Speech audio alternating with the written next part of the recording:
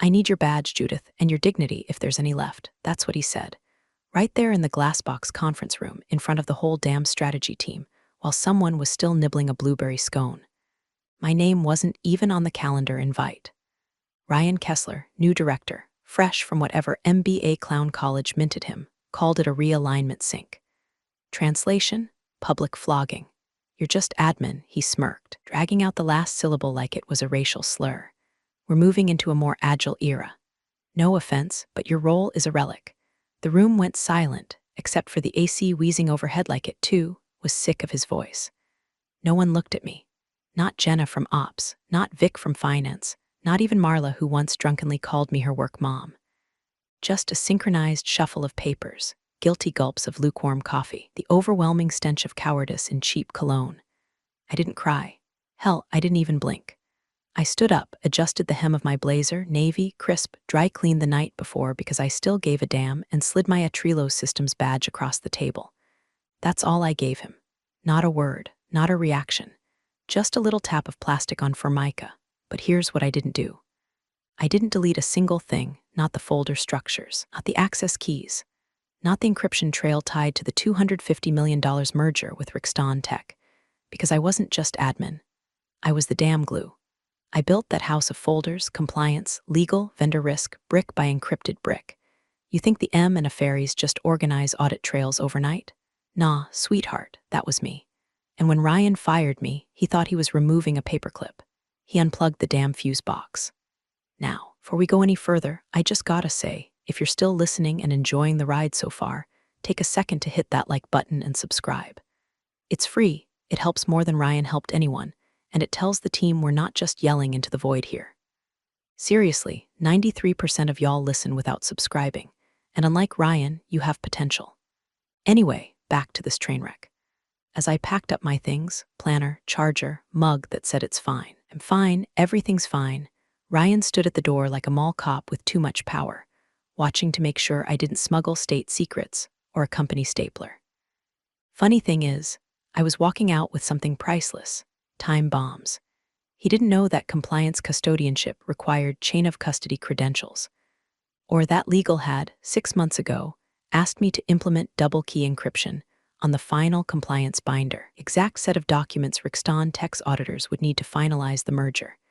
And those keys, guess whose name they were under?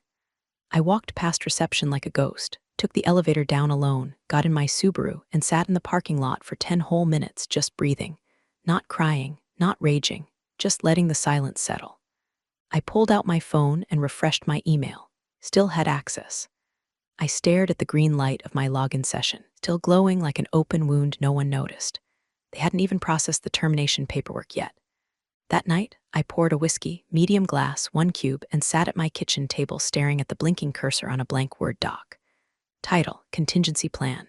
By morning, my phone would have 7 missed calls. 4 from the CFO, 2 from legal, 1 from Ryan. "Too late, boys, the door you locked me out of."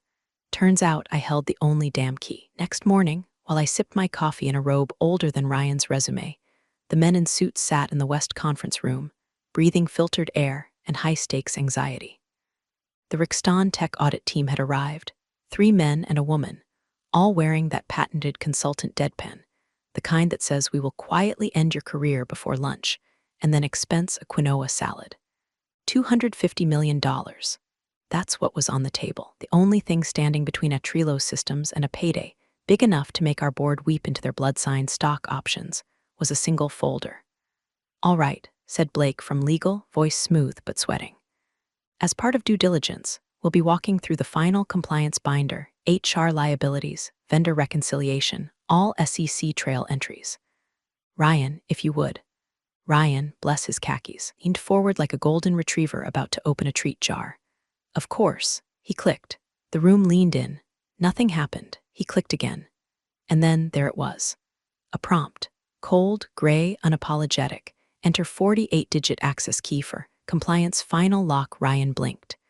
The lead auditor tilted his head, like a man watching someone try to light a cigarette with a banana. "Must be a local error," Ryan said, chuckling with the confidence of someone who'd never been told no by his mom. "Just give me a second." He clicked around like a toddler on a broken iPad. The password screen didn't budge. Try the temp key, said someone from finance. I am, Ryan hissed under his breath. Across the table, the CFO, Marshall Wilkins, known affectionately as the Corpse, shifted in his chair for the first time all morning. His jaw flexed. That was it, not a word, not a sigh, just that little twitch of bone under skin, like a seismograph reading something faint but fatal. I assume the key holder is on site? The auditor asked, polite as a gun to the temple. Ryan glanced at Blake. Blake glanced at it. And IT, poor bastards, glanced down like guilty schoolchildren praying for the bell. Well, Ryan started, tugging at his collar. Technically, the key holder was, Judith Harmon, our former admin. Word admin landed in that room like a dead cat on a wedding cake. Former, the auditor repeated. She was, offboarded yesterday. Dead silence. No one even coughed. Who reassigned key holder permissions? No one answered. The auditor wrote something in his leather-bound notebook, deliberate, slow. Then he clicked his pen shut, closed the binder in front of him with a thunk, and folded his hands on top of it. Let's take 5 in this case. Shorthand for what the hell did you idiots just do? Outside that room, panic bloomed like mold in the carpet. IT scrambled to run override protocols. Legal thumbed through internal chain of custody policy. HR pretended they didn't hear anything. And Ryan stood in the hallway, whisper screaming into his phone like a man trying to unflood a basement with a Dixie cup. Meanwhile, I was folding laundry, listening to classic rock, texted my sister a gif of a dumpster fire wearing a tie. And when my phone buzzed with a number ending in -7003, the CFO's direct line, I let it go to voicemail. Twice. He didn't leave a message. He knew better. You don't put out a fire by yelling at the ashes.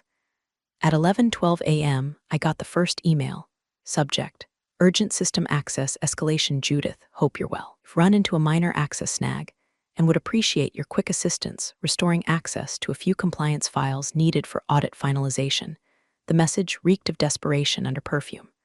I read it twice, then closed it, because if they thought the fire alarm was bad, wait till they see who wired the building.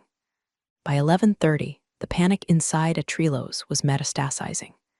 Ryan was pacing like a raccoon on cocaine. CFO had slipped into his office and shut the door so quietly, the hinges might have cried. Legal was on their second emergency huddle. Meanwhile, the audit team, still seated, still silent, scribbling in their tiny little black notebooks like priests preparing for exorcism, and the folder, still locked tighter than a nun's liquor cabinet. IT had thrown everything at it, manual resets, admin rekeys, rollback credentials. Nothing. System kept flashing the same smug message. Access denied. Custodian verification required.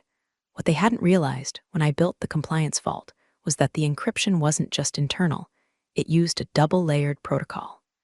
Timestamped logs stored offsite, linked to a digital custodianship registry.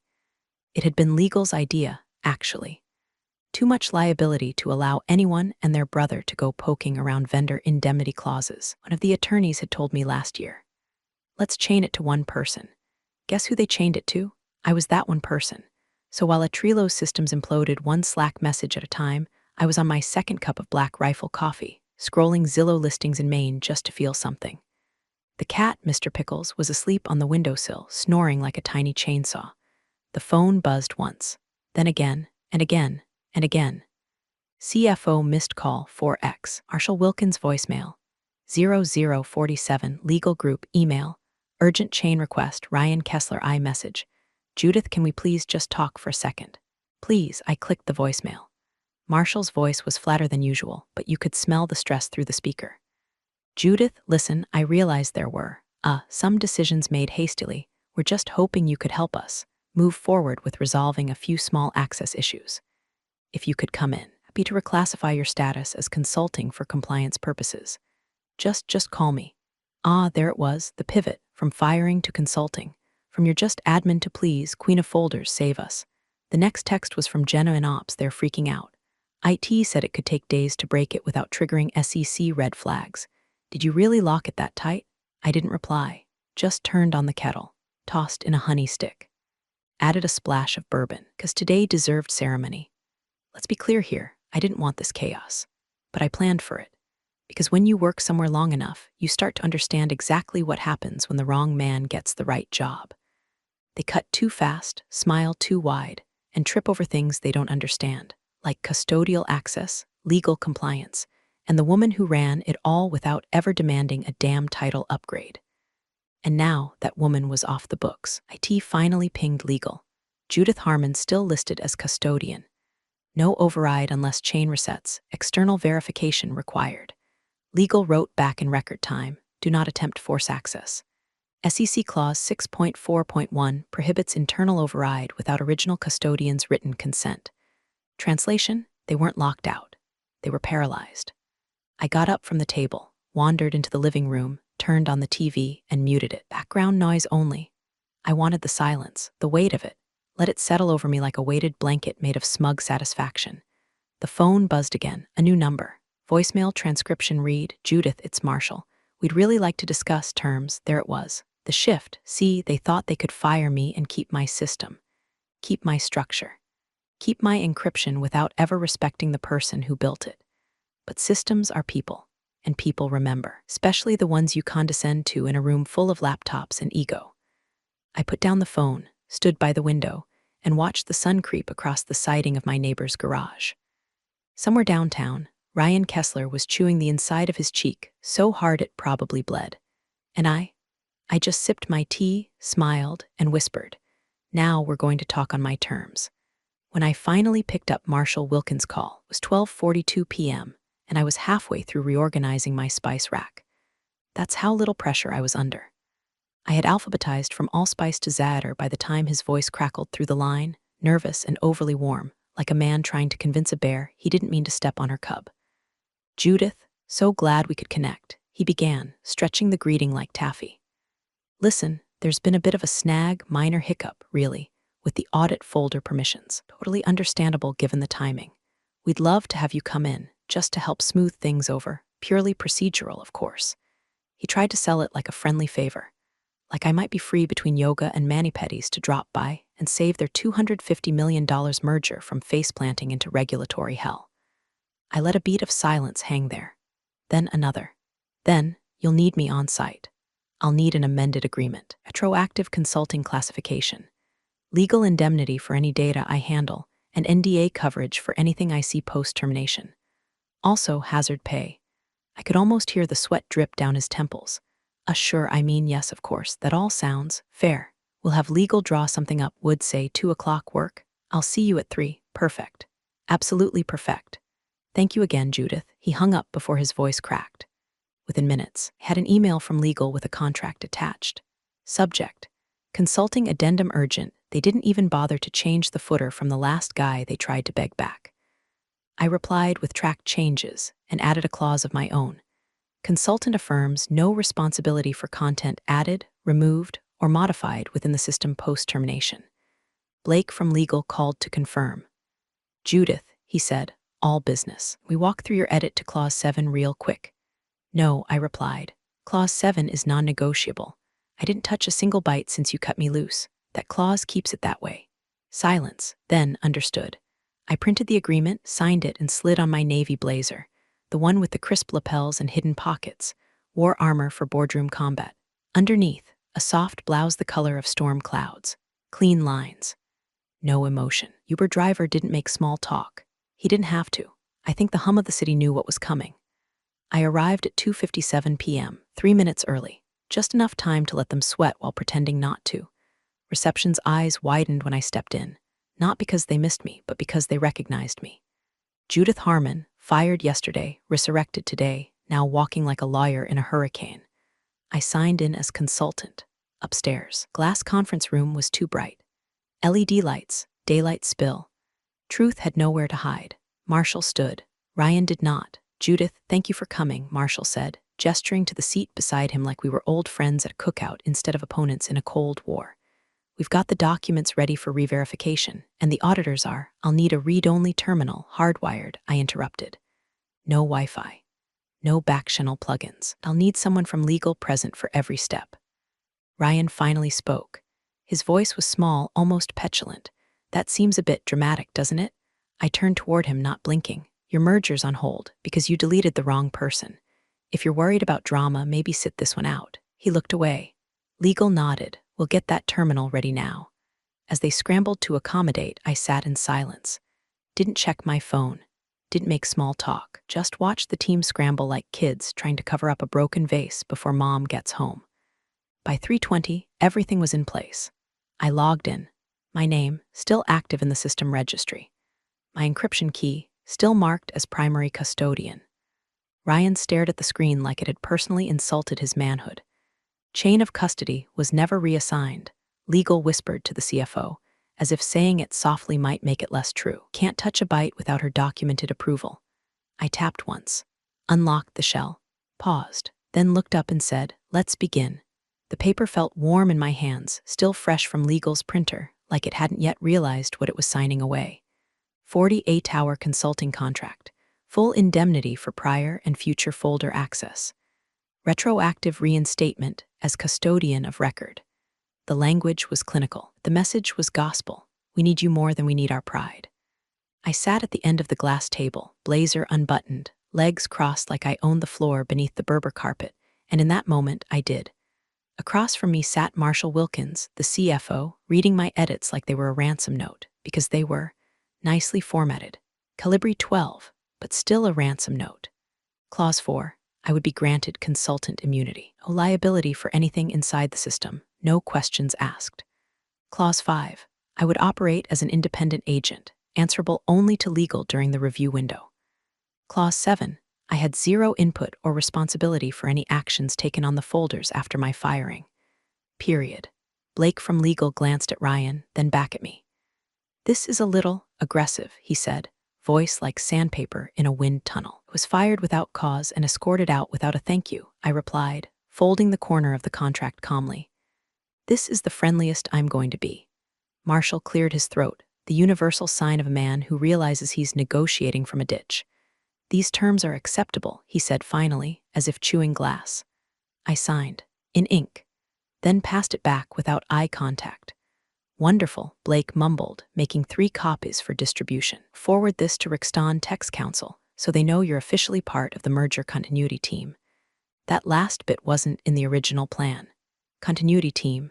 Funny how quickly titles mutate when panic meets desperation.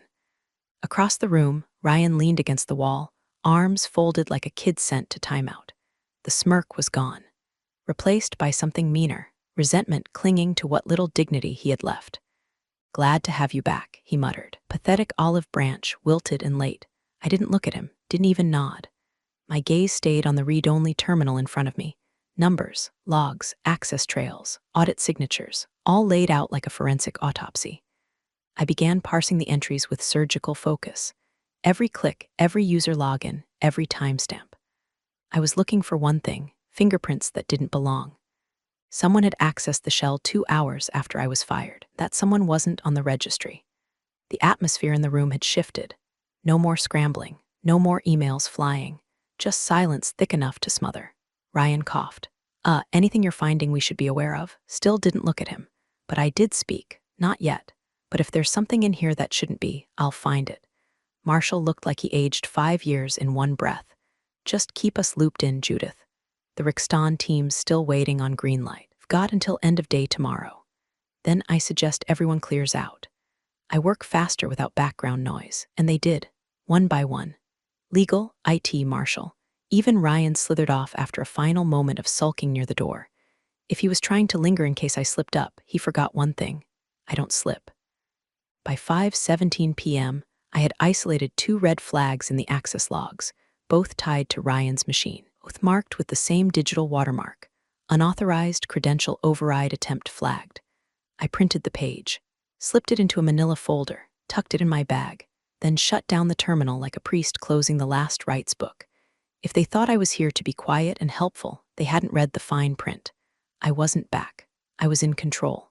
The next morning, I arrived precisely at 8:29 a.m. Not a minute early, not a second late, just enough to remind them I was punctual, but not eager. The executive floor had that hushed tension only corporate shame can breed. You could hear keyboards breathing, phones trembling. And somewhere down the hall, I swear, a microwave beeped like it was afraid to make a sound. Rixton Tech's auditors had taken over the war room, and I was assigned a corner station with 2 monitors, a secure local terminal, a freshly laminated badge labeled Temp Consultant Level 7, Level 7.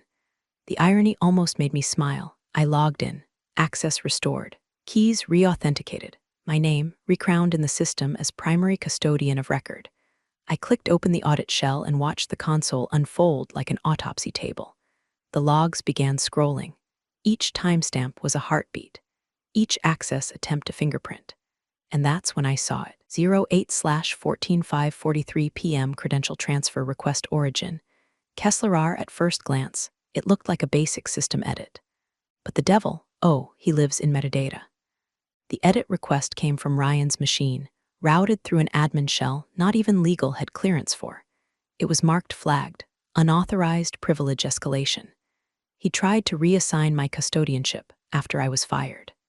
And failed, because I'd built the thing to reject edits from inside the firewall. The access keys lived in a timestamped vault verified by external hash, a backdoor to keep backstabbers out. Ryan must have thought he could just rewrite the locks after tossing me out, but I'd anticipated that move months ago. I flagged the attempt, packaged the log, and submitted it through internal audit protocol with a quiet note: unauthorized credential escalation attempt by Kessler. Logged, flagged, routed for compliance review. Recommend immediate suspension of user profile until risk assessment complete. No drama, no commentary, just facts, cold, legal, damning. Within 15 minutes, IT had locked Ryan's profile. His Slack froze. Email access suspended. A pale-faced admin walked by my desk carrying his corporate laptop like it had been dipped in nuclear waste. The war room went quiet when they saw the freeze notice. The lead auditor, silver-haired guy named Watts, glanced at me with a raised brow. Chain breach, he asked softly, not accusing, just verifying. I didn't answer. Instead, I reached into my folder, pulled out the printed access log, the one with Ryan's attempted override circled in red, and placed it on the table in front of him like a sacred offering. He read it, passed it to his colleague, then quietly clicked his pen and jotted something down in the corner of his notepad. Behind him, Marshall and Blake were whispering furiously, faces pale, necks stiff. They hadn't expected this. They thought bringing me in would be a cleanup, a mop and go. Instead, they were staring at a contamination site, a breach. One committed not by a hacker, not by a rogue intern, but by the golden boy they parachuted in to streamline the company. From across the room, Ryan stormed in, oblivious to the freeze. Why the hell is my laptop disabled?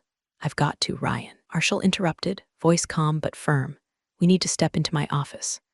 Ryan opened his mouth, then spotted the printed log in Watt's hand. And he knew, didn't say a word, just turned and followed the CFO out of the room like a man being led to a guillotine dressed in Banana Republic. I sat back in my chair, not smug, not gloating, just still. The kind of still you get after a storm passes, and you realize you're the only one who brought an umbrella. Auditor Watts looked up once more. Anything else we should know, Miss Harmon? I turned to my screen, scrolled to the next batch of logs, and said, if there is, I'll find it. By midday, the war paint had turned to sweat. The Rixton tech team wasn't just auditing anymore, they were excavating. What started as routine folder validation had become an archaeological dig into the corporate rot Ryan had smeared over everything he touched. Every signature he'd approved, every checkbox he'd ticked in his mad dash to look competent, was now a crime scene under fluorescent lighting. It began with a vendor clause, line 72 on an indemnity rider buried inside a contract from a third-party data processor based in Nevada. Nothing flashy, no bold fonts, just a 6-line clause buried in boilerplate. Processor shall be indemnified only under direct signatory review of buyer liability counsel. Translation: Fatrilos didn't flag this. Rixton Tech would be absorbing potential exposure from an open claim involving a recent data breach. The kicker: that clause required written countersignature from Rixton Tech's legal rep, and it never happened. Ryan had signed it blindly, stamped it, uploaded it, shoved it in the cleared folder. And that folder? I had marked it with a red flag 2 weeks before he fired me. I'd even emailed him directly. Subject: Vendor 3, a clause red flag body. This line may void indemnity protections under the acquisition structure.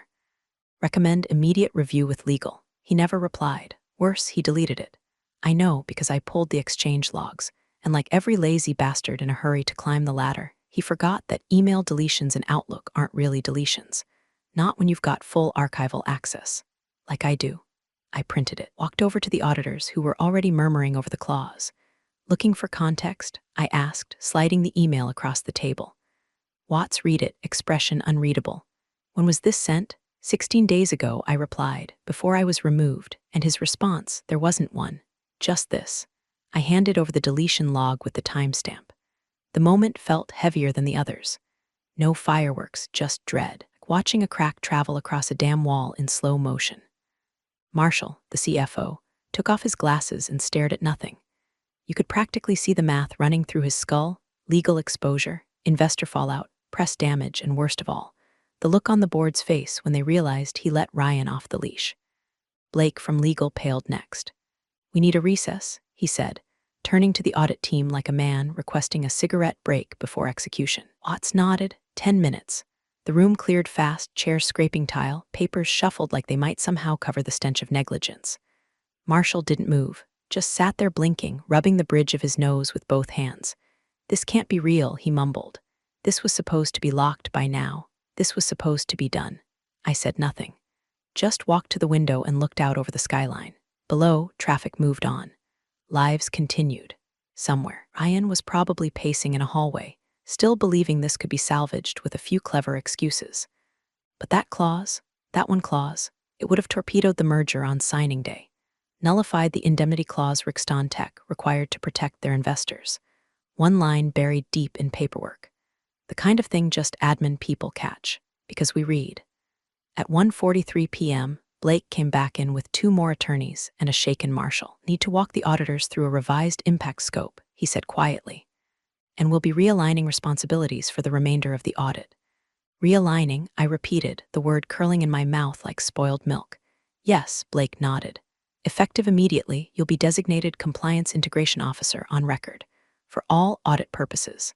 I didn't react, didn't smile, didn't thank him. Just looked him square in the eyes and said, then let's fix what you broke. They called the emergency meeting at 3:07 p.m. No agenda, no PowerPoints, no catered muffins or awkward jokes about synergy. Just a closed-door session in the boardroom where oxygen went to die. Ryan was already there, arms crossed, eyes darting like a cornered raccoon. His face was pale, but not from guilt. He hadn't evolved that far. It was the look of a man who realized too late that charisma can't decrypt credentials. Buzzwords don't override system logs. Marshall opened the meeting. We've reviewed the chain of custody report and the audit findings to date, he said, voice raw from stress and fear. Based on those findings, and to protect both the integrity of the merger and our regulatory position, he paused. Looked at Ryan. Couldn't hold the eye contact. Ryan Kessler is being placed on immediate administrative leave pending full compliance review. Ryan's chair creaked as he shifted, about to speak, but Blake from legal cut him off. You are to surrender all Atrilo-owned devices and credentials before COB today. We'll be escorting you to collect your belongings after this meeting. Ryan opened his mouth again, but Marshall raised a hand, not in anger, just exhaustion. The kind of silent gesture that says, please, don't make this worse. Ryan didn't speak after that. He just stared at the table, jaw clenched, as the last shreds of his career at Atrilo's shriveled up like a worm on asphalt. Marshall turned to me. In light of the situation, we've updated the merger documentation. Clause 14.1 now includes a continuity oversight provision, per the request of Rixton Tech's legal team. He slid a printed addendum across the table. A single page. Centered, black ink on white paper. No fluff, continuity oversight shall be managed by the original architect of record. No names, just title. But everyone in that room knew who it meant. They looked at me. I didn't say thank you, didn't smile, didn't ask about title bumps or compensation or parking validation. I just picked up the paper, scanned it, and nodded once. And then I went to work. Back in the war room, the auditors had resumed their grind. Watts gave me a nod as I returned to my terminal, this time seated at the head of the table. No protest, no ceremony, just a quiet realignment of power. The kind that doesn't come with applause but is unmistakable. I dug back into the logs, located 5 more vendor inconsistencies, forwarded corrections, flagged 1 clause for cross-checking with SEC filings. Each action logged, time-stamped, mirrored to legal in real time. At 5:32 p.m., Blake brought in a stack of folders for me to review. Marshall said to route all final review materials through you, he said, placing them gently beside me like I was a priest receiving confession. I nodded, didn't look up. Behind me, I could hear Ryan's voice echoing softly in the hallway, something about a misunderstanding and protocol not being clearly communicated. Security was with him. They walked him out through the service elevator. He didn't look back, because by then, even he knew, there was no coming back from this. Not when the system you tried to rewrite kept a better memory than you ever had. And not when the woman you called just admin wrote every damn line. The conference room smelled like too much cologne and barely contained panic. Again, only this time, it wasn't mine. It was merger day, the big dance. The $250 million finish line. Everyone was suited up like Wall Street prom kings. Eyes straight, folders stacked, nerves prepped to shatter at the drop of a misplaced decimal. Except me. I walked in holding a black leather binder the size of a small tombstone. Sealed, labeled, numbered pages, printed indexes, cross-referenced attachments. Even the damn staples had a rhythm to them. This wasn't just a document. It was a warning label. The room hushed the second I placed it on the table. The final compliance binder, once encrypted behind more firewalls than the NSA, now physically manifested in crisp 24-pound ivory paper, every page vetted, time-stamped, initialed. Lead auditor Watts leaned forward, flipped to the signature sheet, scanned, cross-checked. Then, without a word, he clicked his pen, signed his name, and slid the folder toward Rixton Tech's general counsel. They signed too, that was it. No trumpets, no standing ovation. Just paper, ink, silence louder than any applause. Marshall, seated beside me, exhaled like he'd been holding his breath since 1997. He turned to the chair on his right, the one that had belonged to Ryan, empty. He stared at it for a second, expression unreadable, then muttered flatly, "We'll handle HR later." Nobody responded, because nobody needed to. The air in the room shifted again, just slightly, like the pressure had equalized. We weren't scrambling anymore, weren't clawing back from the brink. The brink had passed, and I was still standing. I stood, smoothed the front of my blazer, and gathered my bag. The binder stayed behind, its job was done. As I turned to leave, my phone buzzed. I glanced down. Subject, Post-Merger Strategy Committee invite from Marshall Wilkins' body. We'd like your input moving forward. You have time tomorrow? I didn't respond right away. Just kept walking. Past the war room. Past reception. Past the security desk where Ryan had once barked instructions into a headset like he was running a spaceship. And when the doors opened and I stepped into the sunlight outside, I smiled. Finally. Just admin, huh?